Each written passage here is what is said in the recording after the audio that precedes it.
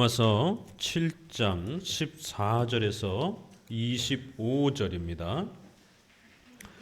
로마서 7장 23절에서 25절 제가 봉독합니다.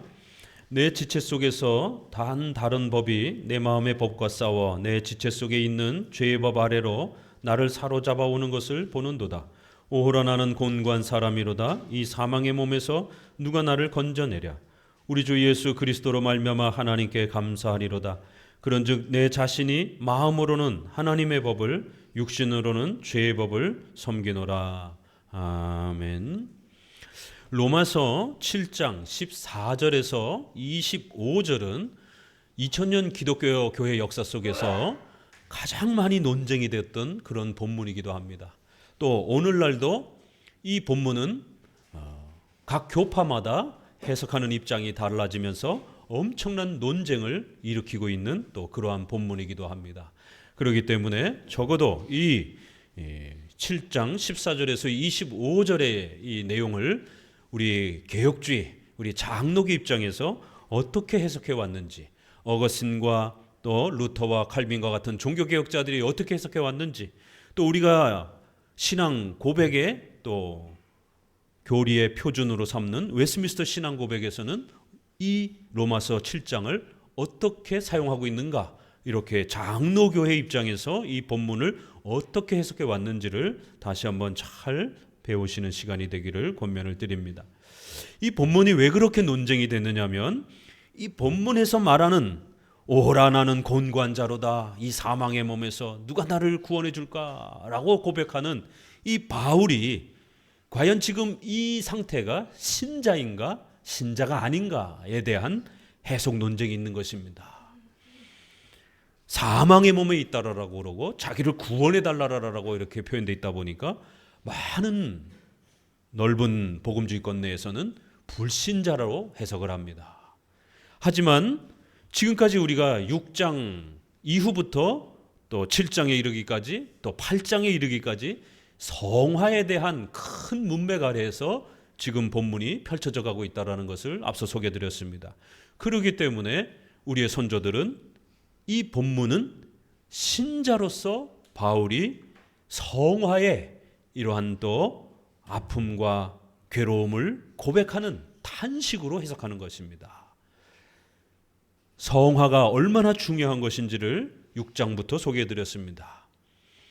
성화는 단번에 완성이 되는 것이 아니기 때문에 우리가 죽을 때까지 점차적으로, 점진적으로, 연속적으로 또 그러한 과정을 통해서 변화적으로 그렇게 성장해 가는 것이기 때문에 때로는 죄 때문에 아파하고 때로는 죄를 지어서 또 하나님 앞에 괴로워하고 의를 향하여 달려가고 싶은데 마음만큼 그렇게 또 십계명에 제대로 순종하지 못하는 우리의 부족함과 연약함을 보면서 또 안타까워하고, 이렇게 십계명을 중심으로 해서 십계명을 어겼을 때에 그 죄에 대해서 괴로워하고 아파하는, 또 십계명을 따라 살고 싶은 신자로서의 또 그러한 갈망함들이 상호 교차되면서 끊임없이 성화되어져 가는, 끊임없이 성장해가는 그러한 신자로서의 거룩한 삶을 살기 위한 그러한 죄와의 싸움, 의의 순종에 대한 또 그러한 고민, 죄와 의의 이 갈등 속에서 끊임없이 하나님을 향하여 성화의 거룩함의 성장을 갈망하는 신자의 고백으로 보는 것입니다. 그런데 놀라운 것은요, 장로교 계열만이 신자로 해석을 하고 있고 대부분의 교파들은 이 본문을 불신자로 봅니다.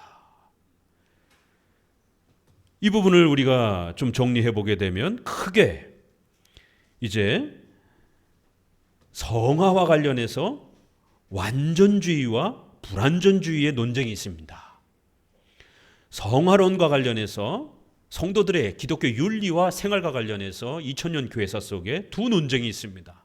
성도들의 성화는 단번에 몇 가지 순종만 하면 완벽하게 거룩한 신자가 될 수 있다라고 하는 완전주의를 부르짖는, 엄격주의를 부르짖는 그러한 완전주의 성화를 부르짖는 교파가 있습니다.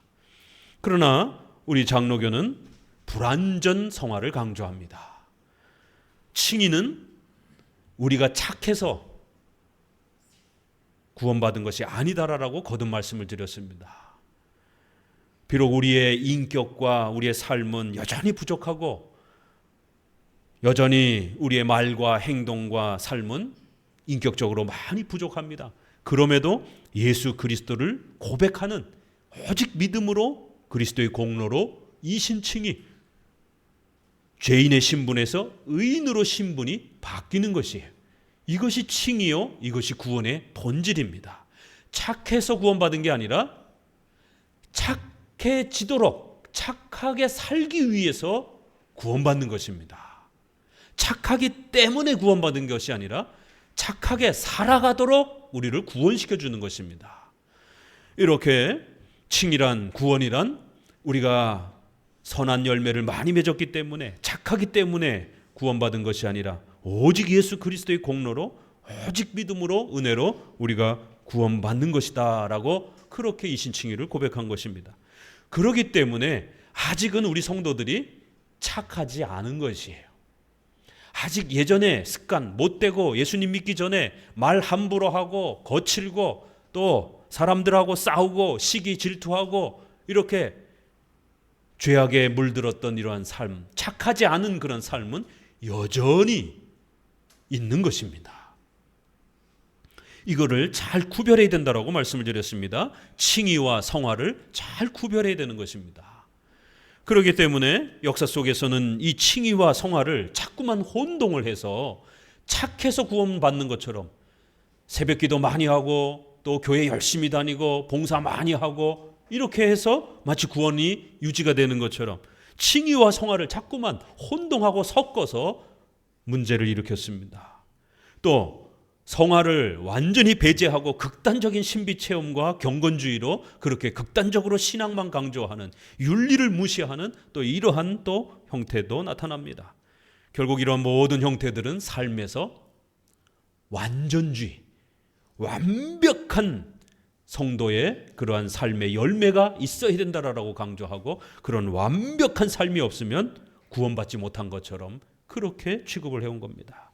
신비주의에 있어서도 결국 완벽한 경건생활, 완벽한 예배, 완벽한 기도, 완벽한 찬송, 완벽한 죄와의 싸움, 이러한 부분들이 유지가 될 때에 칭의받은 것처럼, 구원받은 것처럼 완벽주의적인 그러한 형태로 구원을 평가하는, 결국 그 칭의라고 하는 것은 그 완벽한 삶에 의해서, 완벽한 신앙의 종교적 행위에 의해서 구원의 여부가 평가되는 것처럼 이렇게 완벽주의로, 엄격주의로, 그러다 보니까 율법주의로 자꾸만 결국 치닫게 되는 이런 모습들을 보이게 되었습니다.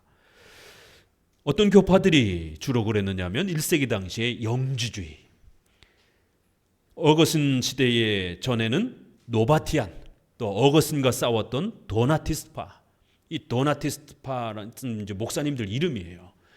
결국 순혈주의, 교회 안에서 기도 제대로 못하고 경건생활 제대로 못하고 이런 사람들은 신자가 아니라는 거예요. 일상생활 속에서 죄의 한치의 오점도 없이 살아가야 된다는 거예요. 그런 자들이 진짜 신자라는 거예요. 그래서 완벽한 신자들끼리만 교회를 구성하기로 원했던 거예요. 그런 사람들에게만 성찬을 주기 원했던 것입니다. 그래서 이들을 완전주의파라고 하고 순수주의자라고 그러고 순혈주의자라고도 이렇게 변화했습니다. 결국 어거스틴의 이러한 역사 속에서 이단으로 정죄가 됐습니다. 자, 그리고 11세기, 12세기쯤에 와서는 카타리나파라라고 하는 이러한 또 분파가 형성이 됐습니다. 칼빈의 기독교 강요를 읽다 보면 이 카타리나파에 대해서 아주 악독한 자들이라고 엄청난 비판을 제시하고 있습니다. 이 카타리나파는 11세기에서 12세기 정도에 등장을 했던 그러한 분파입니다. 이들을 퓨리스트라고도 이렇게 표현을 합니다. 또 순수파라고도 이렇게 표현을 합니다. 이 카타리나라라고 하는 또 그러한 사람입니다.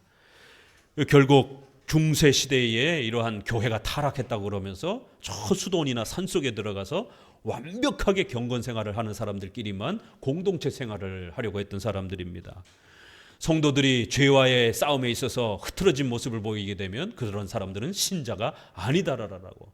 십계명의 이러한 여러 계명 중에 단 하나만 실수를 해도 신자가 아닌 것처럼 이 땅에서 가장 완벽한 경건을 유지하는 사람들끼리만 교회를 유지하기 원했던 것입니다. 그래서 순수파라라고 부른 겁니다. 퓨리스트라고 그렇게 불렀던 것입니다. 결국 이러한 카타리나파를 1500년에 제세례파라라고 하는 직통계시 강조하고 또 이런 환상 또 이런 체험 강조하는 제세례파가 등장을 해서 카타리나파의 이러한 신앙을 계승을 했습니다. 칼빈은 이러한 제세례파와 또 카타리나파의 극단적인 완전주의에 대해서 성도들이 조금 연약하고 부족한 이런 모습을 갖다가 마치 신자가 아닌 것처럼 그렇게 책망하고 극단적으로 그렇게 세례를 너무 기준을 높이고 또 성찬에 웬만해서는 참여를 안 시키는, 성찬은 연약하기 때문에 참여를 하도록 우리에게 은혜의 수단으로 주신 것이 있는데 연약하기 때문에 완벽하지 않기 때문에 성찬에 참여할 자격이 없다라고 그러면서 완벽한 사람들끼리만 신자로 공동체로 꾸리려고 했던 것입니다. 퓨리스트, 이 단어가 상당히 생소하지 않죠, 그렇죠? 친근하죠. 이게 나중에 17세기로 가게 되면 퓨리탄이라고 하는 분파가 만들어지는 것이에요. 퓨리, 순수함이라는 영어 단어잖아요, 그렇죠? 자, 그래서 결국 16세기의 제세례파에서 17세기로 이제 넘어갑니다. 이들은 경건주의파라고 통틀어서 그렇게 말합니다. 지나치게 경건만 너무 강조한 거예요. 예배드리고 기도하고 오롯이 하나님 앞에 경건의 이러한 생활에만 집중하는, 그래서 누가 더 많이 기도하는가, 누가 더 성경책을 많이 보는가, 누가 더 한 번도 빠짐없이 예배에 참여하는가, 이러한 사람들이 완벽한 신자다라고. 그리고 생활과 관련해서 세속적인 것은 더러운 것으로 취급하고, 그렇기 때문에 세상 생활과 관련해서 될 수 있으면 거리를 두는 이런 엄격주의, 금욕주의적 그러한 경향이 강하게 나타납니다. 그래서 이들을 경건주의라고 말을 합니다. 17세기, 18세기로 넘어가면서 감리교가 그런 목적 아래서 태어나는 겁니다. 그리고 감리교의 쌍둥이인 성결교파가 그렇게 나오는 거예요. 성결교단, 교단 이름 자체를 성결이라고 이렇게 할 정도로 완벽한 삶, 성결한 순수한 삶을 유지하는 신자들을 중심으로 해서 교회를 구성하고 싶었던 겁니다. 감리교는 구원과 관련해서 완벽한 회심 체험을 한 사람들만 신자로 두기를 원했던 것입니다. 그러다 보니까 신자의 자녀들 중에 유아 세례를 받았어도 예배도 잘 안 나오고 신앙에 대한 고백도 별로 없고 이러한 어린아이들을 보게 될 때에 이들은 신자가 아니라라고 취급하기 시작한 거예요. 자기 입으로 완벽하게 죄를 고백하고 예수 그리스도를 고백하는 자만이, 완벽한 회심 체험을 한 사람만이 신자로 받아들이기를 원했던 것입니다. 이러한 감리교회의 회심의 너무 엄격한 기준, 또 성결교단의 생활에 너무 엄격한 기준, 그러다 보니까 그걸 아예 군대식으로 성도들의 생활을 옥죄기 시작한 겁니다. 구세군이 그래서 생활과 관련된 그러한 목표를 세우면서 교파가 형성이 된 겁니다. 감리교와 성결교의 이러한 신앙과 생활이 너무 수준이 낮아져 있다라고 비판하는 그러한 또 그룹들이 그 속에서 분파를 형성하면서 더 센 군대 조직과 같은 강력한 그러한 신자들의 신앙과 삶을 요구하면서 구세군이라고 하는 군대 조직과 같은 형태로 교회를 구성하기를 원했던 것입니다. 또 그리고는 17세기를 중심으로 해서 결국 퓨리탄이라고 하는 분파가 형성이 되는 것입니다. 물론 로마 가톨릭과 성공회를 반대하는 그런 목적에서 시작이 되었기 때문에, 그래서 순수하게 신앙을 바르게 지켜가려고 하는 자들이다라고 해서 퓨리탄이라고 부르기 시작한 겁니다. 그렇지만 이 퓨리탄에는 여러 교파들이 있습니다. 우리가 로마 가톨릭을 반대해서 종교개혁을 일으킨 사람들을 우리가 프로테스탄트, 개신교라고 이렇게 표현을 하는 겁니다. 가톨릭을 구교라고 이렇게 표현하는 것처럼 개신교, 우리가 기독교라고 이렇게 표현을 하죠. 그런데 이 프로테스탄트, 저항하다라는 단어입니다. 영어의 표현으로는. 그러니까 로마 가톨릭에 저항한 사람들은 다 프로테스탄트라고 부른 것이에요. 그러면 거기에는 루터파도 등장을 하고 쯔빙글리와 칼빈을 중심으로 한 개혁파도 등장을 하고 제세례파도 등장을 하고 침례교도 등장을 하고 이런 모든 교파들을 다 프로테스탄트라고 부른 겁니다. 그러나 거기에는 제세례파도 있는 것이에요. 그런 것처럼 퓨리탄이라고 하는 이 이름 아래도 여러 교파들이 다 들어가는 것입니다. 그렇기 때문에 장로교적인 또 그러한 퓨리탄을 우리가 가장 건강한 정통 기독교회의 그러한 또 계보로 그렇게 늘 가르쳐 왔던 것입니다. 물론 감리교라든가 성결교라든가 회중파는 이단은 아닙니다. 그렇지만 좀 더 성경적으로 개혁하는 데 있어서 미진한 모습들을 많이 보였다라는 거예요. 특별히 이런 성화 부분에서 너무 지나치게 성도들의 삶을 완벽하게 이렇게 몰아치면서 연약한 신자들에 대해서 마치 신자가 아닌 것처럼 이러다 보니까 결국 연약한 성도들이 낙심하고 좌절하게 되는 이러한 고통과 어려움을 주는 교회론에 있어서 성화론에 있어서 미진한 부분들을 보인 겁니다. 그런 면에서 우리 장로교회는 교회론, 유아 세례를 강조했고 유아들이 아직 신앙이 강력하게 표출되지 않는다 할지라도 유아 세례를 받았다라면 신자로 취급해 준 겁니다. 또 세례받은 어른들조차도 때로는 낙심하고 시험에 들기도 하고 여러 가지 또 인생을 살다 보면 고통을 겪으면서 예배생활, 경건생활도 제대로 못할 때가 있지 않습니까? 그럼에도 불구하고 세례를 받았다라면 신자로 여겨준 겁니다.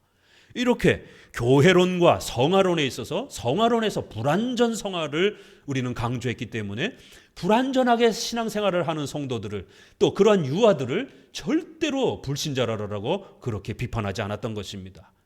그러니까 당연히 성화론에 있어서 불완전주의, 점진적 미완성적인 그러한 성화론을 강조하는 또 이런 하나의 교파가 형성이 된 것입니다. 이 성화론과 관련해서는 이렇게 완전주의를 부르짖는 그러한 교파들이 있고 또 불완전주의를 부르짖는 교파가 있다라는 겁니다. 그러면 어떤 성화론이 가장 더 성경적인 건강한 그러한 성화론인가를 우리는 고민할 수밖에 없는 것입니다. 이것을 이 논쟁을 가지고 우리가 본문을 들여다보면 이들이 제일 많이 논쟁을 일으켰던 본문이 바로 완전주의냐 불완전주의냐를 가지고 논쟁을 할 때 그 근거 구절로 삼았던 게 바로 로마서 7장이었던 겁니다.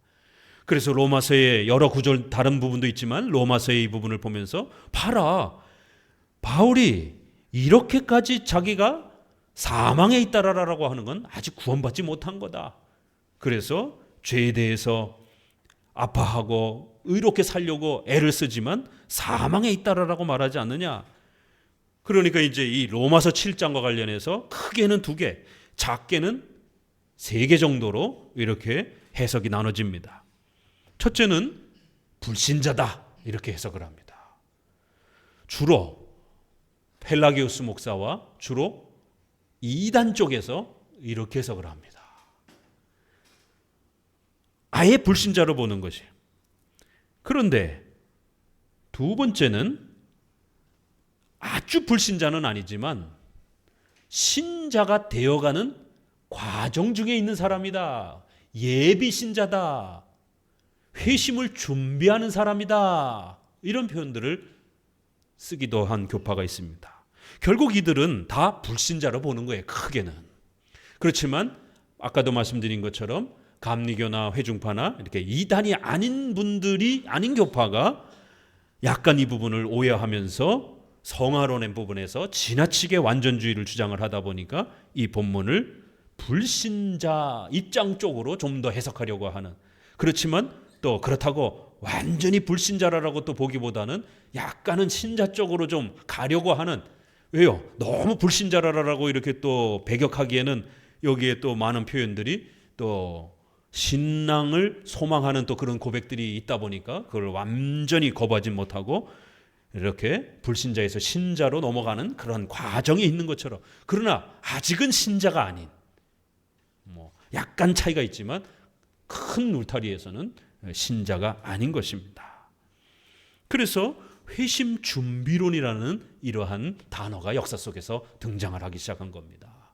최근에 이러한 회중파 청교도들을 통해서 회심 준비론이 지금 한국 교회에 다시 퍼지면서 심각한 구원론의 성화론의 혼란을 일으키고 있습니다. 로이드 존스조차도 대표적으로 이러한 회중파 청교도를 추구하고 있는 로이드 존스 같은 경우가 대표적으로 이 로마서 7장을 그렇게 해석합니다. 이 로마서 7장이 신자인가 아닌가, 그의 로마서 강의에서 그렇게 질문을 하면서 신자일 수도 있고 아닐 수도 있다, 이렇게 표현을 합니다. 그러나 좀 더 신자가 아닌 쪽으로 보는 것이 더 나은 해석이다, 이렇게 결론을 맺습니다. 로이드 존스조차도 이렇게 불신자로 봅니다. 회중파의 많은 그러한 목회자들이 불신자로, 또 회심을 준비하는 예비적 과정에 있는 그러한 중간 단계에 있는 그러한 사람처럼 해석을 합니다.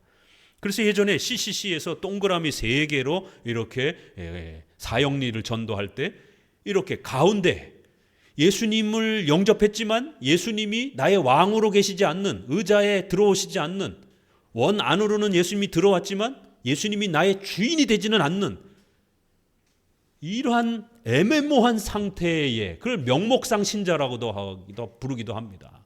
그럼 명목상 신자가 신자입니까? 아닙니까? 이런 혼란이 생기는 것이에요. 그래서 이 사형리는 장로교적인 그러한 구원론, 성화론이 아니라 이것은 앞서 말씀드렸던 이쪽 넓은 교파들의 그러한 구원론 이해였던 겁니다. 장로교에서는 신자냐 불신자냐 2단계밖에 없습니다. 이렇게 제3의 중간 단계가 있는 것처럼 말하게 되면 큰일 납니다. 그럼 이 사람이 신자입니까? 아닙니까? 우리의 자녀들이 신자입니까? 아닙니까? 교회는 다니고 있어요. 부모님하고 열심히 예배는 드리고 있어요. 그런데 어려서 신앙 고백을 제대로 못해요. 삼일체와 이성일인격과 이신칭의와 이런 게 무슨 의미인지 잘 몰라요. 아직 단어도 잘 몰라요. 그러면 얘가 신자입니까? 아닙니까? 이런 심각한 일이 벌어지는 것이에요. 그래서 이 구원론과 이 성화론 부분은 장로교회의 구원론이 훨씬 더 성도들에게 안전하고 훨씬 더 또 정확하고 또 명확하다라는 것입니다. 그렇기 때문에 우리 장로교에 있어서는 로마서 7장에서의 이러한 갈등과 고민을 하고 있는 이 바울의 모습은 적어도 신자이기 때문에 이런 고민을 한다라는 거예요. 신자가 아니면 여기서 말하는 죄에 대해서 아파하고 의에 대해서 갈망하는 이러한 모습을 어떻게 보일 수 있겠느냐라는 거예요. 불신자는 자기의 죄를 더 짓지 죄에 대해서 아파하지 않는다라는 거예요. 물론 양심의 가책은 있어요. 그러나 여기서 말하는 건 양심의 가책 정도가 아닙니다. 죄에 대해서 어마어마하게 아파하고 있습니다. 어떻게 신자가 아닌 사람이 이렇게 죄에 대해서 고통스러워하고 아파할 수가 있느냐라는 거예요. 이건 불가능하다라는 겁니다. 또 더 나아가서는 더 중요한 의에 대한 갈망이 과연 불신자들에게 있습니까? 교회 다니고 싶은 마음이 있습니까? 하나님을 바라보고 싶은 마음이 있습니까? 십계명대로 의롭게 살고 싶은 갈망함이 그들에게 있습니까? 물론 그들에게도 양심이 있기 때문에 도둑질하지 않으려고 애를 쓰기도 하고 또 살인을 하지 않으려고도 애를 쓰기도 해요. 그러나 여기서 7장에서 말하는 그 의에 대한 갈망은 하나님을 바라보면서 갈망하는 그 하나님의 뜻으로서 십계명에 대한 갈망함입니다. 이건 불신자로서는 불가능한 거예요. 그렇기 때문에 우리 장로교는 어거스틴도 그렇고 루터조차도 그렇고 칼빈도 그렇고 웨스민스터도 그렇고 계속적으로 이 7장은 신자로서의 갈등이다라고 이렇게 소개를 한 겁니다. 신자가 된다라고 하는 것, 이신칭의를 우리가 받는다라는 것, 예수님을 통해서 우리가 구원받는다라는 것, 하나님의 자녀가 된다라는 것은 절대로 우리가 착해서가 아닙니다. 우리의 인격이 완벽하게 만들어져서가 아닙니다. 신분의 변화라는 거예요. 생활의 인격의 변화가 아니라 신분, 우리의 죄악된 모습이 죄인으로서의 신분이 의로운 자로서 하나님의 자녀로 그렇게 인정을 받는 것이, 그 다음에 이제 착해져 가도록 열심히 살아가는 겁니다. 죽을 때까지. 성화는 왜 완전하게 이루어지지 않느냐면 우리 육신이 아직 부활체를 못 받았기 때문에 그런 것입니다. 부활의 몸을 받게 되면 그때는 죄를 갈등하지도 않고 죄에 대해서 고민하지도 않는 그러한 새로운 시대가 우리에게 열릴 것입니다. 하지만 아직은 육신을 갖고 있기 때문에 우리의 육체가 착해서 우리의 육체가 좋은 일들을 해서 구원받은 게 아니라 믿음으로 구원받은 거예요. 우리의 육체와 육신은, 우리의 인격은 여전히 착하지 않은 모습으로 남아있는 겁니다.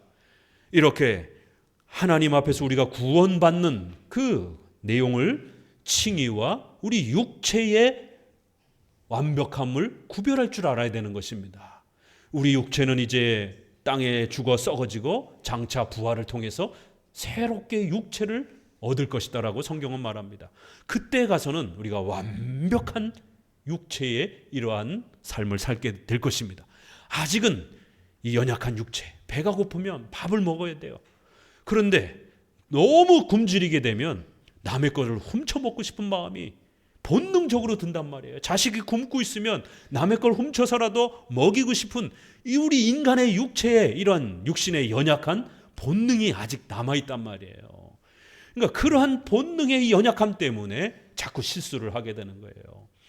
우리가 배려하고 양보하고 이해하면서 살아야 되는데 사람인지라 내 가족을 먼저 생각하고 나 자신을 먼저 생각하고 우리가 말도 부드럽게 하고 격려하고 칭찬한 말을 해야 되는데 이 말이라는 게 어디 그렇게 쉽게 그렇게 이게 참 컨트롤이 됩니까?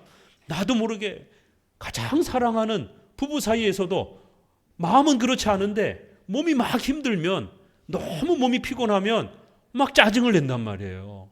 또 사랑하는 자식들한테도 막 화를 낸단 말이에요. 왜? 육체가 약하니까. 가족을 사랑하지 않아서가 아니에요. 너무 회사 일이 힘들고 또 너무 또 스트레스 받는 일이 있으면, 근데 집에 들어왔는데 애들이 막 놀아달라고 막 그러면 막 짜증도 난단 말이에요. 사람이니까, 사랑하는 사람이지만 갑자기 마음에 없는 말이 툭 나온단 말이에요. 아, 너 혼자 가서 놀아! 이러면서 짜증을 내고 성을 높이는 말이 나온단 말이에요. 이렇게 우리의 육체는 아직 연약한 그러한 죄된 그러한 많은 유혹을 받기도 하고 또 우리의 자신의 그러한 또 연약함이 여전히 남아있다라는 겁니다. 그래서 우리의 영혼이 거듭나서 신분이 변화되는 그러한 칭의와 우리의 육체와 인격이 변화되는 성화를 구별해 놔야 된다라는 겁니다. 하나님께서는 거듭남을 통해서 칭의의 은혜를 우리에게 먼저 주신 것이에요. 그리고 육체가 성장해가는 이러한 성화의 은혜는 점진적으로 1차적으로는 죽음을 통해서 완성이 됩니다. 육체가 없어지고 그 영혼은 완전 상태로 이제 들어가는 거예요. 그리고는 이제 새로운 육체를 받을 때까지 기다리는 겁니다. 이렇게 하나님께서 우리의 육체는 두 단계로, 이 땅에서는 점진적으로 성장해가는 단계, 그리고는 죽음을 거친다라는 거예요. 신자도 죽는 겁니다. 그렇죠? 신자가 죽음을 피해가는 게 아닙니다. 신자들도 죽는 것이, 그 죽음을 거쳐야 우리가 새로운 육체를 받기 때문에 그런 것이에요. 바로 하나님이 우리에게 새로운 육체와 인격을 주시는 그러한 과정, 성화의 과정은 이러한 연속적, 점진적 과정을 통해서 주어진다라는 것이에요. 하루아침에 완벽하지 않습니다. 이 세상에 성인 취급을 받는 그런 사람들이 있어요. 그럼 과연 그 사람들은 완벽할까요? 그 사람들의 마음속에는 요만큼도 욕심이 없을까요? 그들의 마음속에는 요만큼도 시기심이 순식간에 안 들어올까요? 없죠. 그런 사람은. 그렇기 때문에 완전하게 성도들의 생활, 완전하게 성도들의 경건을 너무 세게 강조하면 안 된다는 겁니다. 앞부분에서 우리는 지금까지 무율법주의자들, 기독교 윤리를 무시하고 크리스찬으로서의 이러한 인격과 윤리를 무시하는 무율법주의자들, 극단적으로 신앙만 있으면 된다라고, 극단적으로 기도만 많이 하고 예배만 많이 드리면 된다라고 하는 이런 신비주의자들, 경건주의자들 때문에 한국 교회가 욕을 먹고 아주 크리스천들이 몰상식하고 예의 없고 이기적이고 주일날 자기 교회 주변 쓰레기도 한번 줍지도 않고 애들이 교회 오면 얼마나 많이 어지럽힙니까? 애들이 막 과자 봉지 아무데나 막 갖다 버리고 그러는데 어른들이 자기 교회 주변 쓰레기도 한번 안 줍고 주일날 교인들이 차를 타고 오면 그 지역이 얼마나 혼잡합니까? 그런데 주차장도 개방하지도 않고 이런 아주 이기적인 이러한 몰상식함 때문에 한국 사회로부터 교회가 성도들이 손가락질을 받는 이러한 무율법주의, 십계명을 가르치지 않는 기독교 윤리 폐기주의의 이러한 모습을 조심해야 된다라고 6장부터 들어왔습니다. 그런데 놀라운 건요, 이제 7장부터는 분명히 십계명을 우리가 잘 중요하게 여겨야 되고 성도들에게 기독교 윤리를 가르쳐야 된다라고 강조했습니다. 성도들에게 착하게 살아야 된다라고 가르쳤습니다. 성도들에게 말 예의 바르게 하라라고, 성도들에게 시간 잘 지키라라라고, 남하고 약속했으면 잘 지키라라라고, 성도들에게 행동 또 식사 예절 또 이러한 문화, 이런 모든 우리 기독교의 이런 인으로서 우리 한국 유교 예절과 한국 문화에서의 그러한 또 상식적인 예절을 잘 지키라라고 그렇게 십계명의 중요성을 강조했습니다. 그런데 오늘 본문에서는 갑자기 확 바뀌는 거예요. 그렇죠? 너무 완벽하게 요구하지 말라라는 거예요. 십계명이 중요하긴 하지만 그렇다고 사람 잡을 정도로 너무 완벽하게, 너무 엄격하게 십계명을 그렇게 밀어붙이면 안 된다라는 거예요. 인간이 연약하기 때문에 천천히 그 성도의 믿음을 봐가면서 또 나이를 봐가면서 어린아이들은 더 많이 배려해 줘야 돼요. 또 연세가 높으신 또 어른들은 귀도 어둡고 행동도 더디고 이러기 때문에 또 더 많이 배려해야 되는 겁니다. 이렇게 또 병자들은 더 많이 배려를 해야 되는 것이에요. 이렇게 많은 부분에서 십계명은 분명히 우리에게 윤리의 기준입니다. 철저하고 바르게 지켜야 됩니다. 하지만 너무 세게 형편을 고려하지 않고 상황을 고려하지 않고 하나님의 섭리적 형편을 고려하지 않고 그냥 막 안한무인격으로 막 밀어붙이면 안 된다라는 것이에요. 당장 기도 10시간 해, 당장 5시간 성경 읽어, 당장 일주일 내내 교회 봉사해. 그럼 언제 직장 갑니까? 저녁에 잔업 근무도 많이 해야 되고 이런 사람들이 있는데 반드시 수요예배 참여해. 수요예배 참여, 현장 참여하는 게 원칙이죠. 사계명에 따라서.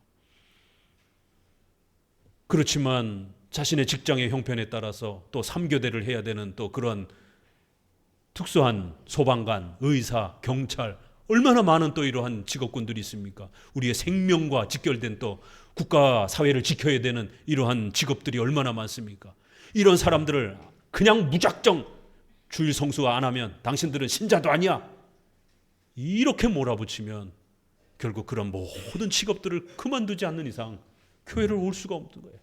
그럼 그분들이 그런 직업을 그만두게 되면 자신의 생존 자체가 위협을 받게 되는 또 이런 위험에 빠지는 겁니다. 이렇게 기독교가 기독교 윤리를 어떤 방향으로 잡느냐에 따라 성도들의 삶을 그냥 막 안한무인격으로 막 그냥 탱크로 막 짓밟아 버리듯이, 죽는 한이 있어도 교회 와서 예배드려야지 무슨 소리냐라고, 굶어 죽어도 교회 와서 예배드려야지 무슨 상관이냐라고, 이렇게 너무 폭력적으로 성도들의 삶을 뭉개는 이런 완전주의의 이런 성화론이 역사 속에 있었다라는 겁니다. 그래서 무율법주의도 십계명, 기독교 윤리를 무시하는 것도 우리가 조심해야 되지만, 그렇다고 해서 십계명을 너무 세게, 너무 모든 상황에 한 사람도 예외 없이 배려 없이 무조건 지금 당장 완벽하게 이렇게 지키라라고 요구하면 안 된다라는 것이 참 놀랍지 않습니까? 이렇게 7장 앞부분에서는 십계명이 얼마나 소중한지에 대해서 가르치면서 무율법주의에 대해서 비판을 했습니다. 그러나 후반부에는 십계명이 아무리 중요하다 할지라도 또 하나님의 섭리적 배려, 아주 특수한 경우, 예외적인 경우에는 배려도 가능하다라는 것, 하나님도 배려해 주신다라는 거예요. 그렇기 때문에 너무 지나친 율법주의로 성도들의 생활을 그렇게 완전주의로 끌고 가면 안 된다라는 거예요. 그러면 성도들 다 죽는다라는 겁니다. 그러면 성도들 다 낙심해서 교회 못 다닌다라는 거예요. 신앙생활 못 한다라는 거예요. 왜요?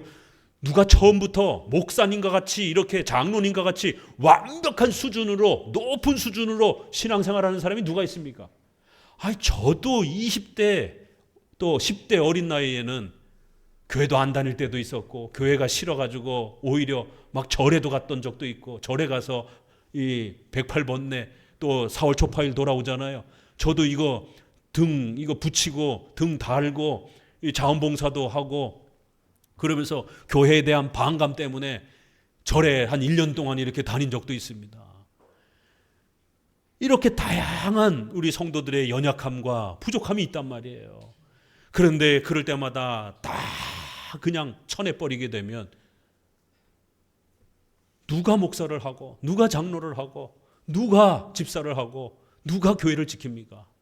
목사가 된 저도 그렇게 어린 시절에, 신앙이 연약한 시절에는 그렇게 교회를 거부하고 등을 지기도 하고 신앙생활 제대로 못하고 이렇게 연약한 때가 분명히 있었단 말이에요. 하루아침에 목사가 된 게 아니란 말이에요. 오랜 세월 동안의 훈련을 통해서 이제 겨우 목사가 된 겁니다. 그렇기 때문에 성도들의 신앙생활이라고 하는 것은 그렇게 하루아침에 완벽하지 않다라는 거예요. 항상 부족하고 연약하고 끊임없이 자라가야 되고 끊임없이 성장해야 되는 그러한 점진적인 연속적인 과정이 성도들의 신앙생활이지, 1년 안에 5년 안에 몇 가지 순종했다고 완벽해지는 그러한 삶이 아니라는 겁니다. 성도들의 신앙생활을 잘못 이해한 것이에요. 성화를 잘못 이해한 것입니다. 그렇기 때문에 오늘 본문에서는 끊임없이 죄에 대해서 갈등하는, 또 의에 대해서 갈망하는 바울 자신도 사도잖아요. 사도인 자신조차도 이렇게 죄의 유혹을 받기도 하고, 죄 때문에 괴로워하고, 또 십계명대로 살고 싶은데 아직 잘 그렇게 못하는 그러한 자신을 고백하면서 맨 마지막 고백에서는 오라 나는 공고한 자로다. 내가 너무 연약하다. 이 고통 속에서 어떻게 해야 더 성장할 수 있을까? 이런 표현이지, 나 아직 지옥에 있으니까 나 언제 구원받는가? 이런 고백이 아니라는 것이에요. 구원이라는 말을 칭의에도 쓰지만 성화에도 씁니다. 의라는 말을 구약에도 보니까, 시편에도 보니까 내 의를 따라 상을 주옵소서, 이런 표현이 많이 나와요. 그건 내가 얼마나 착하게 살았는지, 내가 얼마나 기독교 윤리를 잘 십계명을 따라 살았는지를 헤아려 보시고 나에게 상을 주옵소서, 이런 표현입니다. 그래서 의라는 단어도 칭의와 관련해 쓰기도 하지만 또 성화와 관련해서도 쓴다란 말이에요. 사망이라는 단어도요, 지옥과 관련해서도 쓰기도 하지만 또 성도들이 죄 때문에 넘어져서 하나님 앞에 징계받는 그 상태를 사망이라고도 표현합니다. 다윗이 나를 이 사망에 내려가지 않게 해 주옵소서, 히브리어에서는 그냥 스올이라 이렇게 표현을 합니다. 그래서 우리 개정판에도 이걸 스올이라고도 번역을 합니다. 이걸 어떻게 번역을 해야 될지, 무덤이라고도 번역을 하기도 하고, 영어도 그렇고 우리나라 번역도 그렇고 무덤이라고도 그렇고 사망이라고도 그렇고 때로는 깊은 데라고도 이렇게 표현을 하기도 합니다. 그러면 신자나 불신자나 무덤에는 다 묻히는 거예요. 죽는 거는 다 같이 죽는 것이에요. 이렇게 또 공통적으로 또 이렇게 겪는 것들, 또 그 다음에 살면서 아파하고 괴로워하는 또 이런 고통들에 대해서도 또 스올이라, 사망이라 이렇게 표현을 하는 것이에요. 그렇기 때문에 사망이라는 그 단어 자체만 보고 마치 지옥에 있는 것처럼 이렇게 해석하면 안 된다라는 것입니다. 자, 교회 역사 속에 이렇게 완전주의와 불완전주의가 성화를 어떻게 이해할 것인가에 대한 논쟁이 있었고, 그들이 늘 고민했던 건 바로 이 로마서 7장의 바울의 이 모습이 어떤 상태인 것인지에 대해서 해석이 달라지면서 그런 입장들을 가지게 되었다라는 것입니다. 자, 그럼 이제 본문으로 들어가서 함께 읽어봅니다. 14절부터 17절까지 읽어봅니다. 우리가 율법은 신령한 줄 알거니와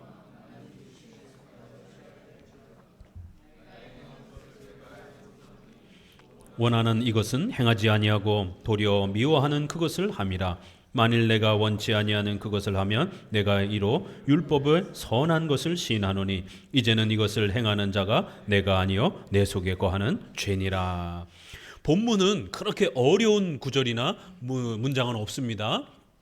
이것이 신자로서 성화의 이러한 과정 속에서 죄에 대해서 아파하고 십계명대로 살고 싶은 그러한 성도들의 갈등을 표현해 준 것으로 방향을 잡으면 본문의 구절구절들은 아주 쉽게 잘 해석될 수가 있습니다. 율법은 신령하다. 우리가 앞부분에서 십계명이 얼마나 중요한지를 소개했죠. 나는 육신에 속하여 죄 아래 팔렸도다. 십계명은 아주 소중한 우리에게 복을 주기 위한 성도들에게 의식주와 관련해서 신앙과 관련해서 복을 주기 위한 소중한 수단인 거예요. 신령한 도구인 겁니다. 그런데 우리가 제대로 지키지를 못하는 거예요. 우리의 육신이 연약해서 우리가 구원은 받았지만 아직까지는 영화 단계, 육체가 부활의 이러한 새로운 몸을 받고 또 새로운 완전한 영화 단계의 최후 심판 이후의 영화 단계까지는 아직 이르지 않은 것입니다. 연약한 단계에 아직은 남아있는 거예요. 구원받은 신자이지만 연약한 인격을 여전히 가지고 있는 그러한 상태인 것입니다. 나야는 육신에 속하여 죄 아래 팔렸도다. 이렇게 한마디로 십계명은 완전하고 너무 좋은데 그 십계명대로 살지 못하는 내 자신을 보니까 너무 부족하고 연약하다라는 거예요.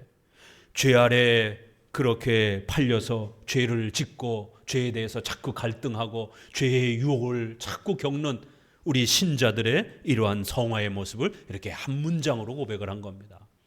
이 성화를 제대로 이해 못하면은요, 이 불완전 성화를 잘 정립을 못해 놓게 되면 끊임없이 우리 신자들이 양심의 가책을 겪습니다. 죄를 회개하지 않는 성도도 문제예요. 죄를 져놓고도 멀쩡히 죄가 아닌 것처럼 십계명을 모르고 기독교 윤리를 모르고 살아가는 것도 심각한 겁니다. 그런데 성도들이 조그마한 죄를 범한 것에 대해서 마치 죽을 것처럼 성도들이 너무 착하다 보니까 양심의 가책을 느끼면서 이 죄를 하나님 앞에 회개해야 되는데 어떡하지? 회개합니다. 회개하고 나서 이게 제대로 용서가 된 건가? 내가 정말 전심으로 회개한 건가? 다음에 또 회개합니다. 하나님, 제가 지난번에 누구랑 싸웠는데 마음이 너무 불편합니다. 하나님, 회개합니다. 근데 다음 주에 여전히 마음에 찜찜해요. 하나님, 지난주에 회개했는데 아직도 제가 뭔가 더 많이 회개를 못한 것 같습니다. 하나님, 회개합니다. 용서해 주세요. 근데 그 다음 주에 자꾸만 떠올라요. 하나님, 제가 부족해서 더 열심히 회개를 못한 것 같아요. 죽을 때까지 회개할 거예요? 언제까지 회개하고 있을 겁니까? 회개와 용서도 성경을 가지고 예수 그리스도의 공로를 가지고 객관적으로 회개하고 용서받는 것이지 주관적으로 자기 느낌에 맞춰서 회개하고 용서를 확인하는 게 아닙니다. 오늘날은 너무 주관적인 자기 느낌으로 회개한 것처럼, 자기 느낌으로 믿은 것처럼, 자기 느낌으로 성령 체험한 것처럼 이렇게 오늘날은 주관주의적 신앙 시대가 돼버렸어요. 자기 느낌이 모든 신앙에 내가 신자인가 아닌가의 기준도 여기에 맞춰놨습니다. 우리 장로교는 세례라라고 하는 공적이고 객관적인 것에 맞춰놓은 겁니다. 예수 그리스도의 십자가의 공로라라고 하는 객관적인 성경의 약속이라고 하는 객관적인 것에 맞춰놓은 겁니다. 그리고 나서 우리의 주관적인 마음이 쫓아가는 거예요. 그런데 우리의 주관적인 마음은 인간의 마음이 너무 약해가지고 지난주에는 아주 세상을 변화시킬 것처럼 하나님 앞에 헌신하고 사명대로 살겠다라고 그러지만 이번 주에는 무슨 일을 다 겪었는지 또 마음이 약해져가지고 교회도 안 나올 것처럼 낙심이 돼가지고 이럴 때도 있단 말이에요.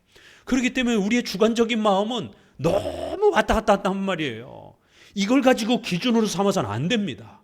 반드시 이 객관성을 먼저 기준으로 삼는 거예요. 그래서 세례받은 신자라면 간혹 우리의 마음이 연약해진다 할지라도, 시험에 든다 할지라도 여러분이 세례받은 그 사실을 기억하면서 절대로 신자임을 의심해서는 안 된다는 거예요. 물론 세례를 받기 전까지는 함부로 세례를 줘서는 안 되는 겁니다. 함부로 신자라라고 확증을 줘서는 안 되는 것이죠.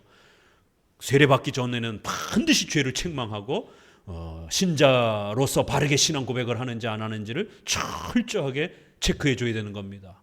지금 우리 세례를 준비하고 있는 자매 있습니다. 1년 가까이 됐잖아요. 이렇게 장로교는 헌법상 1년을 기본으로 두고 신앙 고백을 자세히 들여다보라는 것이에요. 그래서 이러한 교육과 시간을 잘 성숙시키고 난 다음에 당회가 볼 때에 정말 이 정도면 충분히 신자로서 성도들 앞에도 그렇고 당회가 충분히 보증할 수 있겠다라고 확신이 들면 마지막 신앙 고백과 시험을 치르고 세례를 주는 겁니다. 그러고 나면 죽을 때까지 내가 신자라라고 하는 강력한 소망을 이 세례를 보면서 간직하고 살아가는 것이지, 변덕이 많은 화장실 들어갈 때 마음과 나올 때 마음이 달라지는, 하루에 12번도 더 우리 마음이 바뀌는 연약한 우리 마음 상태를 가지고 내가 신자인가 아닌가를 판단하고 확인하면 큰일 납니다. 이렇게 1절에서 시작하자마자 성도들의 성화의 과정을 죄와 의에 대한 갈등 속에서 살아가는 모습으로 소개하는 겁니다.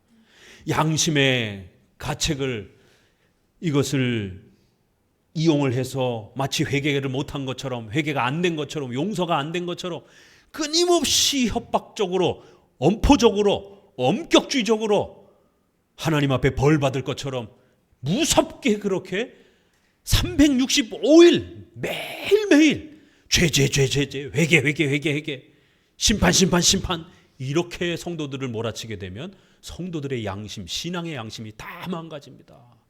자기는 구원받지도 못한 자인 것처럼 저 절망의 나락으로 떨어져 가지고 결국 교회도 안 오려고 그럽니다. 최근에 하이퍼 칼비니즘, 또 회중파 청교도, 또 극단적 경건주의자들 계열에서 이런 경향이 많습니다.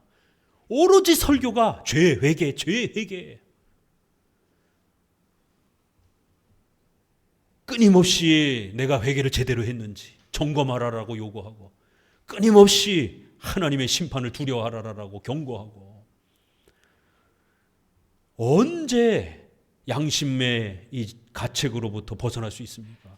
그러면 언제 성경에서 말하는 그 용서라라고 하는, 진홍같이 붉은 죄랄지라도 하나님 앞에 회개하면 빨갛게 하얗게 용서해 줄 것이다라고 하는 구약의 짐승에게다가 우리의 죄를 머리에 안수해서 기도하면 하나는 희생 제물로 바쳐지고 하나는 그 죄를 짊어지고 저 멀리 광야로 보내라는 거예요. 그걸 아사셀 염소라고 그럽니다. 그 뜻이 뭔 뜻이에요? 하나는 예수 그리스도의 십자가의 희생을 통해서 우리 대신 그 양이 죄값을 치른다라는 거예요. 또 하나는 예수 그리스도의 공로를 통해서 우리의 모든 죄가 저 멀리 사라졌다라는 거예요. 그렇기 때문에 회개를 안 한 게 문제지, 회개하면 용서를 받는다라는 겁니다. 성도들에게 자꾸만 그 양심의 가책을 자꾸 자극해서 끊임없이 자기가 죄인인 것처럼 자꾸만 자극하면서 끊임없이 회개만 하도록 이렇게 엄격주의로 몰아가서는 안 된다는 것이, 성도란 늘 죄와 의에 대한 갈등 속에서 살아갈 수밖에 없다는 거예요. 그게 정상이라는 겁니다. 죄에 대해서 아파하고 더 바르게 살아가려고 애를 쓰고, 그러면서도 또 실패하고, 그렇지만 또 성령의 도우심을 의지하면서 내일보다는 오늘 조금만, 반발자국만 더 나가면 되는 거예요. 바울도 이렇게, 율법은 완벽하지만 나는 그 율법을 제대로 지키지 못해서 죄 아래서 늘 갈등하고 고민한다라는 거예요. 나의 행하는 것을 내가 알지 못하나니 원하는 것 이것을 행하지 아니하고 도리 미워하는 것을 행한다라는 거예요. 원하는 것은 십계명대로 살고 싶은데 우리 몸이 연약해서 또 내가 가진 형편이 넉넉하지 못해서 또 교회에 섬기는 것도 제대로 잘 섬기지 못하고 또 봉사도 잘 못하고 몸이 연약하다 보니까 또 봉사도 잘 못하고 또 일상생활 속에서도 십계명대로 이렇게 내 부모를 공경하라. 그런데 마음같이 또 부모님하고 좋은 관계도 잘 유지하지 못하고 신자임에도 이런 연약함을 가질 수 있다라는 거예요. 요만큼의 어떤 그런 죄 때문에 마치 여러분이 이만큼 정말 지옥에 빠질 죄인처럼 그렇게 괴로워하시면 안 된다라는 거예요. 그럼 어떤 일이 벌어지는가? 예수 그리스도를 통하여 우리가 용서받는다라고 하는 그리스도의 용서의 이 위대함이 잘못하면 훼손될 수 있다라는 거예요.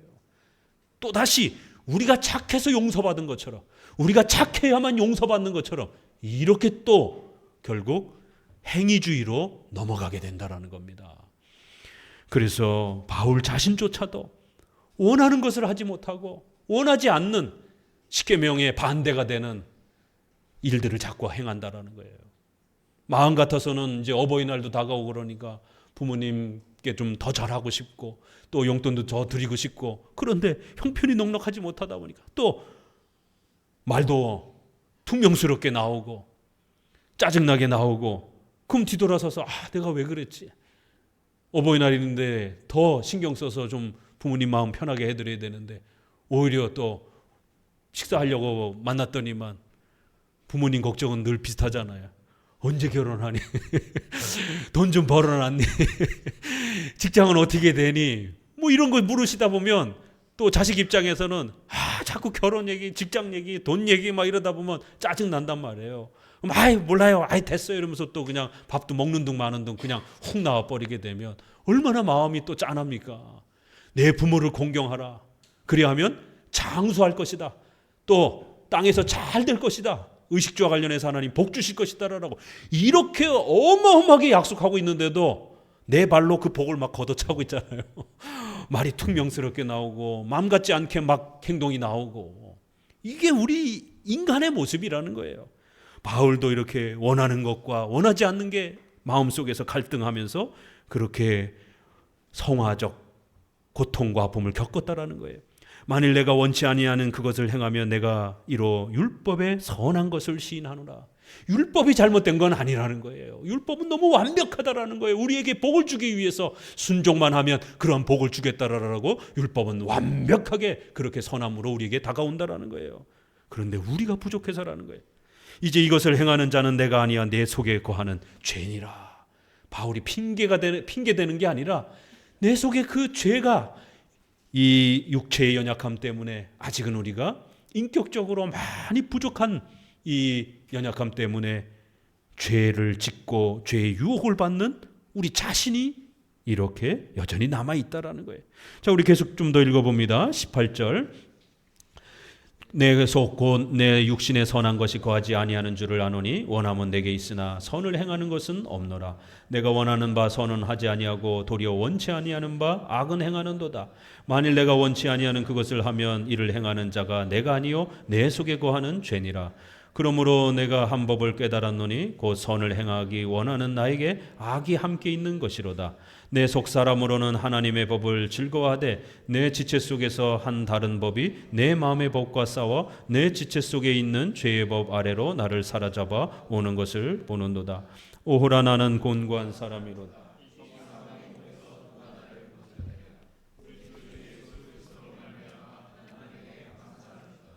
예. 마음으로는 하나님의 법을 육신으로는 죄의 법을 섬기노라. 같은 고백이 계속 반복이 되는 거예요. 얼마나 괴로운지 내 육신에 선한 것이 거하지 아니하는 줄 아노라. 원함은 내게 있는데 선을 행하는 능력은 없다라는 거예요. 내가 원하는 바 선은 하지 않고 자꾸만 원치 않는 죄를 범하더라는 것이에요. 만일 내가 원치 않는 그것을 하면 이를 행하는 자가 내가 아니요 내 속에 거하는 죄니라. 바울이 아수라 백작처럼 이중인격자이라고 이렇게 말하는 건 아닙니다. 어떨 때는 이런 인간이 존재하고 어떨 때는 이런 인간이 존재하고 자기 자신의 잘못을 죄에다가 핑계를 대는 그런 개념은 아닌 것이에요.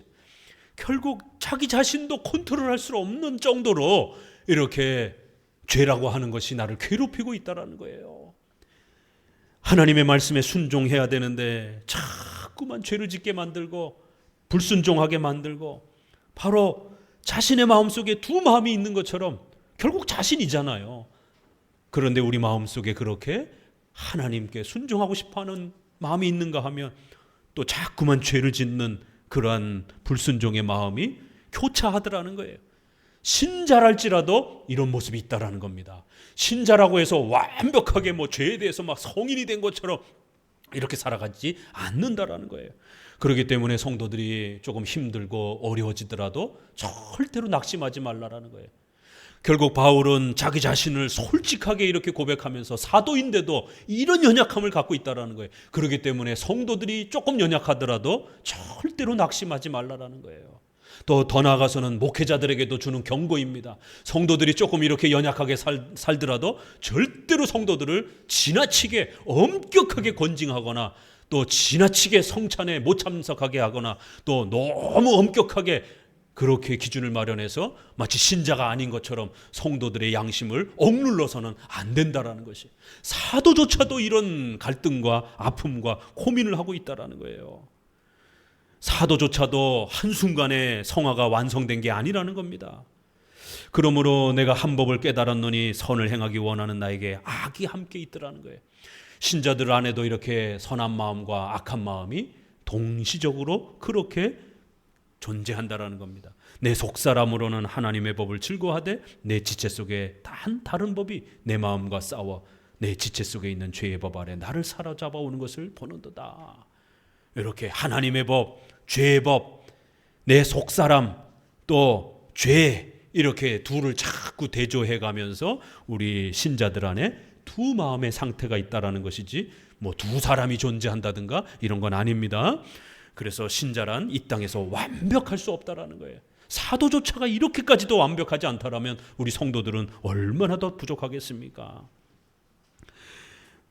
고린도전서 3장 1절에도 형제들아 내가 신령한 자들을 대함같이 너에게 말할 수 없어서 육신에 속한 자 곧 그리스도 안에서 어린아이들을 대함같이 하노라. 이렇게 고린도 교회가 얼마나 문제가 많았습니까? 그럼에도 불구하고 비록 육신에 속한 연약한 자이지만 그리스도 안에서 연약한 자라는 것이에요. 불신자 취급하지 않습니다. 갈라디아서 5장 17절에도 육체의 소욕은 성령을 거스리고 성령의 소욕은 육체를 거스리나니 이 둘이 서로 대적함으로 너희 원하는 것을 하지 못하게 하려 함이라.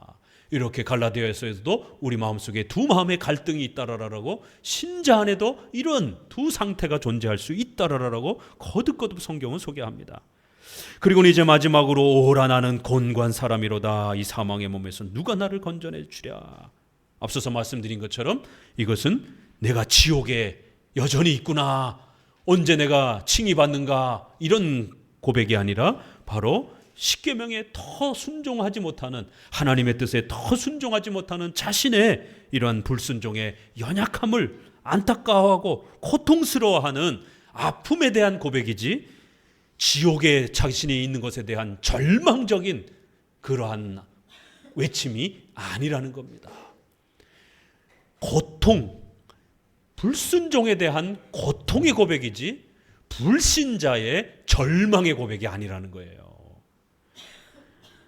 왜요? 25절에 우리 주 예수 그리스도로 말미암아 하나님께 감사하리로다.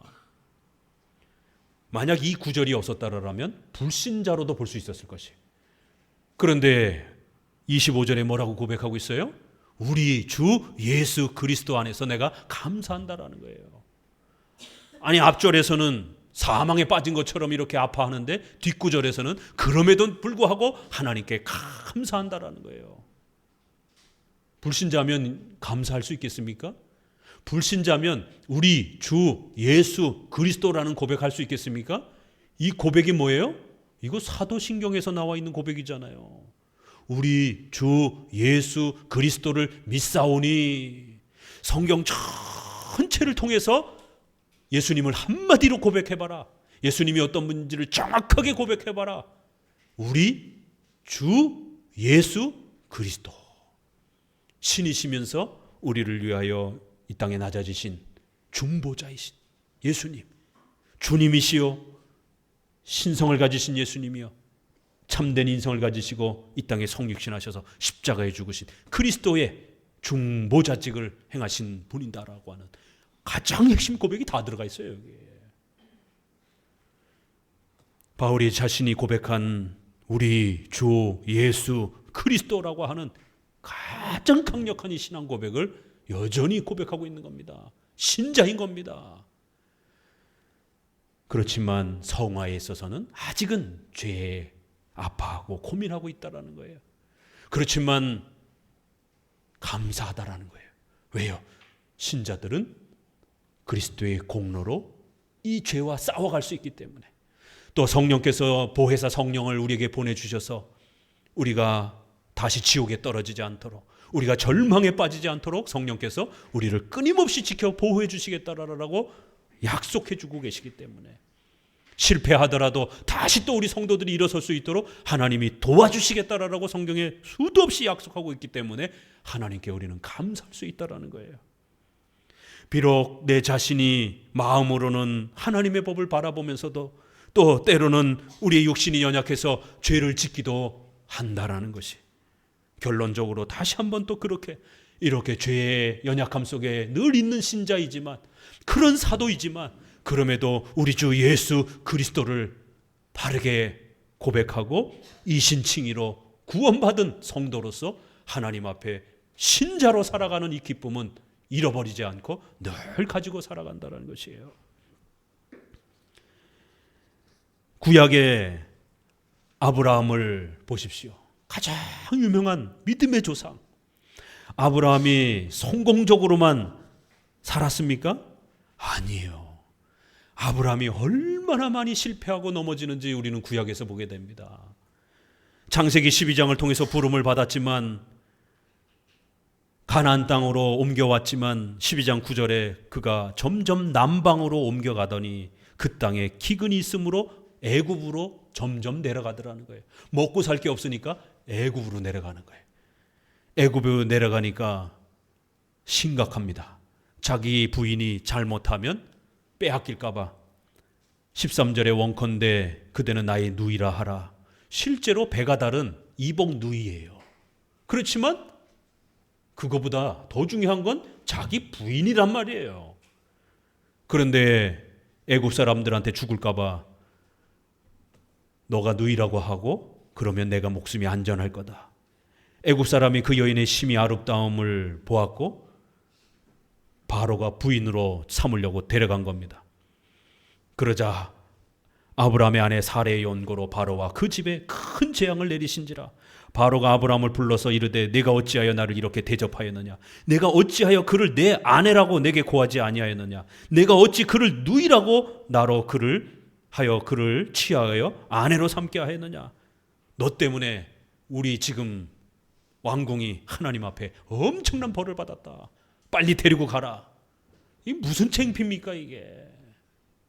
까딱하면 사례 예수 그리스도가 태어나야 될 그 조상이 애굽 왕의 바로의 부인이 될 뻔했어요. 이 남편의 이 부족함 때문에, 세상에 자기 부인을 지키지 못해서 자기 목숨 살리고자 자기 살고자 마누라를 그렇게 누이라고 속이면서 처녀라고 속이면서 목숨을 부지했던 아브라함입니다. 믿음의 조상이라고 하는 아브라함조차도 자기 목숨이 위태로울 때 마누라를 앞에서 내어서 그렇게 모면하려고 했던 그런 연약함이 있었던 거예요. 창세기 16장 1절에는 아브라함의 사례는 생산치 못하였고 그에게 한 여종이 있으니 애굽 사람이요 그 이름은 하갈이라. 사례가 아브라함에게 이르되 여호와께서 나의 생산을 허락지 아니하셨으니 원컨대 나의 여종과 동침하라. 내가 혹 그로 말미암아 자녀를 얻을까 하노라 하매 아브라함이 사례의 말을 들으니라. 10년 후가 되었다. 10년 동안 기다렸는데도 자식이 없는 거예요. 그러니까 부인이 차라리 그럴 바에는 나한테 여종이 있으니까, 하갈이라는 여종이 있으니까 나는 이미 임신을 못하고 차라리 이 여종을 통해서 임신하는 게 어떻겠어? 이건 하나님의 약속을 깨트리는 거예요. 그렇죠? 분명히 사례를 통해서 후손을 주겠다고 약속을 했는데 아브라함은 남편으로서 하나님의 그 약속을 잘 지켜야 되는데 결국 마누라의 잔소리에 결국 하나님의 약속을 버리고 하갈을 취해서 아들을 낳습니다. 그러자 아들이 생긴 이제 이 하갈은 떵떵거리고 사레를 핍박하기 시작합니다. 그 여주인을 멸시한지라 사레가 아브라함에게 이르되 나의 받는 욕은 당신이 받아야 옳도다. 내가 나의 여종을 당신의 품에 두었거늘 그가 자기의 잉태함을 깨닫고 나를 멸시하니 당신과 나 사이에 여호와께서 판단하시기를 원하노라. 그러자 아브라함이 사레에게 이르되 그대의 눈에 좋은 대로 하시오. 이게 뭐 하는 겁니까? 그러자 결국 사레가 화가 나가지고 하갈이 애가 생기니까 나를 이렇게 핍박을 하니 이게 맞습니까? 남편이 당신이 제대로 처신을 못해가지고 저 첩 여자가 나를 핍박하는 거 아니냐라고, 이거 다 당신 때문이라라고. 아니 본인이 첩을 남편에게 갖다 주고는 남편 탓을 하는 거예요. 그러자 또 남편은 잔소리 듣기 싫으니까 하이 네가 알아서 해, 네 원하는 대로 다 해. 그러니까 자기 자식이 유일한 자식인데 결국 자기 자식도 못 지키고 부인이 사레가 결국 하갈과 아들을 내쫓는데 멀뚱하니 그냥 쳐다만 보고 있는 거예요. 유일한 자기 자식이 내쫓기는데 본처가 하도 잔소리를 하니까 듣기 싫어가지고 방관을 하는 겁니다. 이게 아브라함이었습니다. 아브라함도 실수 많이 했습니다. 다윗도 마찬가지죠. 다윗은 바셋바를 자기의 훌륭한 부하 아내를 범했 이 엄청난 간음죄를 범했습니다. 결국 그 죄로 인하여 암논과 압살롬이 결국 압살롬이 배다른 누이인 다말을 성폭행을 했고, 그런데 아버지가 암논을 엄히 책망을 해서 바로 잡아야 되는데 큰아들에 대한 애착이 또 너무 지나쳐가지고 암논을 야단을 안 치고 방치를 한 겁니다. 그랬더니 압살롬이 여기에 원한을 품고 반란을 일으키는 겁니다. 결국 반란을 일으켰고 다윗은 사무엘하 15장 30절에 다윗이 감람산길로 올라갈 때 머리를 가리우고 맨발로 울며 행하고 저와 함께 가는 백성들도 각각 그 머리를 가리우고 울며 올라가니라. 16장 21절에 압살롬이 온 이스라엘 무리 눈앞에서 그 부친의 후궁들로 더불어 동침하니라. 얼마나 신속히 도망갔으면 맨발로 도망을 간 거예요. 그리고 자기 부인들이 아들에 의해서 성폭행을 당하는 것이. 구약의 가장 유명한 인물이면 아브라함, 다윗이 이렇게 실수를 하는 거예요. 그 아들들의 잘못을 야단을 쳐야 되는데 자식을 너무 애지중지하다가 자녀를 훈계하지를 못해서 자식들이 서로 죽이는 일이 벌어지는 겁니다.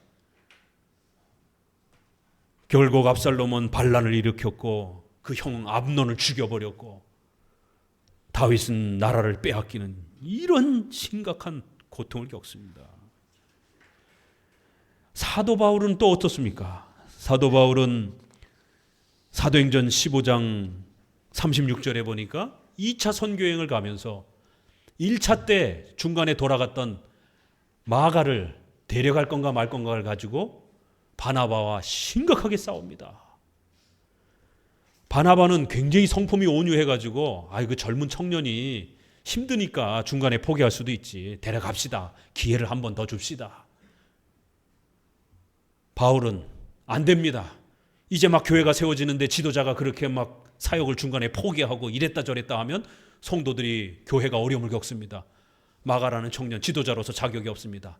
못 데려가겠습니다. 바나바와 마가가 바울이 심히 다투었더라. 이게 성경에 강조를 써서 심히 다투었더라 이렇게 돼 있어요. 아니 바나바가 어떤 사람입니까? 바울이 개종을 했을 때 유대인들이 아무도 믿지 않았습니다. 무서워가지고. 그럴 때 바나바가 데려다가 신용 보증을 하면서 내가 보증할게. 절대로 바울은 이제 옛날 유대주의자가 아니야. 이제 기독교인이 됐어. 그렇게 해서 사도들에게 바울의 입지를 만들어주고 바울이 교제할 수 있도록 인후보증 보증을 서준 겁니다. 그렇게 바울을 도와줬던 사람인데 세상에 마가 데려가느냐 안 데려가느냐 문제 가지고 바나바와 바울이 2차 선교 여행에서 아주 심히 다투었고 결국 각자 알아서 가버렸어요. 바나바는 마가를 데려갔고 바울은 실라를 데리고 전도여행을 갑니다.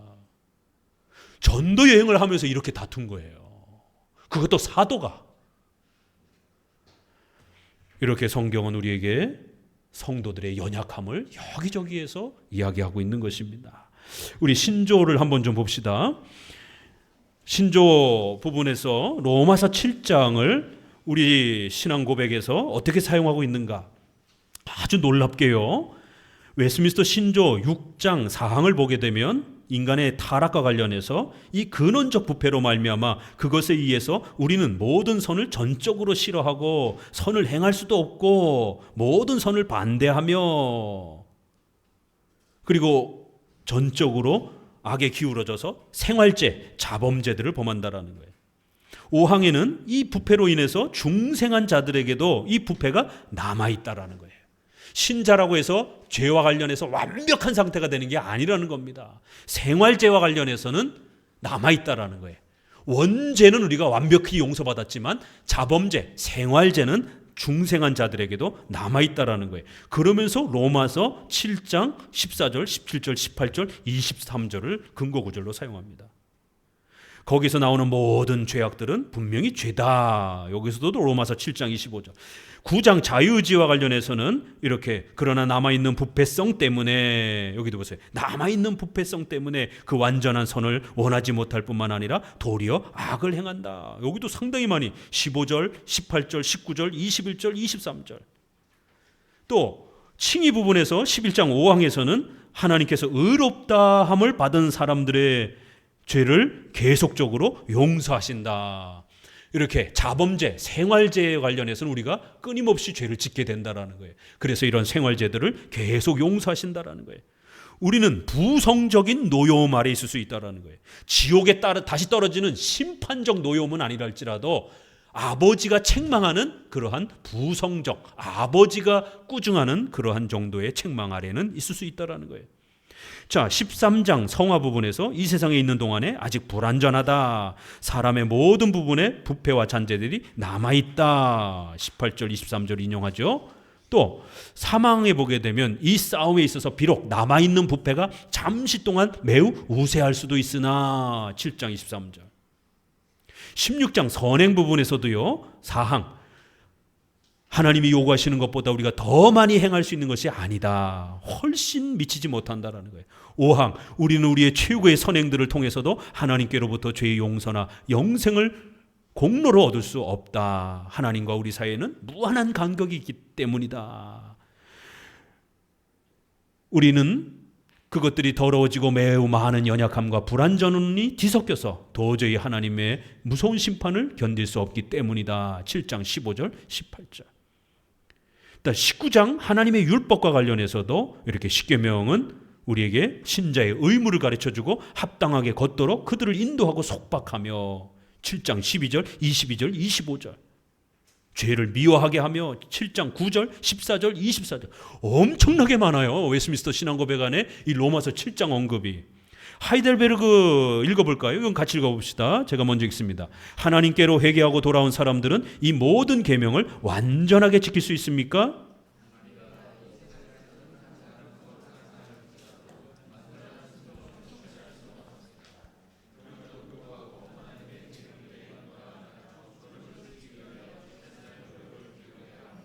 예, 이렇게 하이델베르그 요리문답에서도 성도들의 성화는 불완전 성화라고 분명하게 우리에게 소개해 줍니다. 그 다음에 127문 여기에도 6번째 간구 부분에서 우리 육체가 끊임없이 우리를 공격하고 있다라고 하면서 로마서 7장 23절을 인용하고요. 벨직 신조에도 보니까 참교회와 거짓교회를 소개하면서 다만 그리스도인들은 모든 생활에 있어서 성령을 힘입어 모든 죄악과 싸워나가면서 그리스도를 믿는 믿음을 통하여 모든 죄를 사해 주신 우리 주 예수 그리스도의 보혈과 죽으심 그리고 고난당하심과 순종하심에 힘입어 살아가는 것이다. 이렇게 모든 죄악과 끊임없이 우리는 싸워가는 과정에 있다라고 표현합니다. 요게 불어판에는 7장 16절을 인용하고 있어요. 다른 번역판에는 성경 구절이 이렇게 없어요. 그런데 불어판에는 성경 구절이 근거 구절이 들어가 있는데 불어판에는 로마서를 인용하고 있는 구절이 있습니다.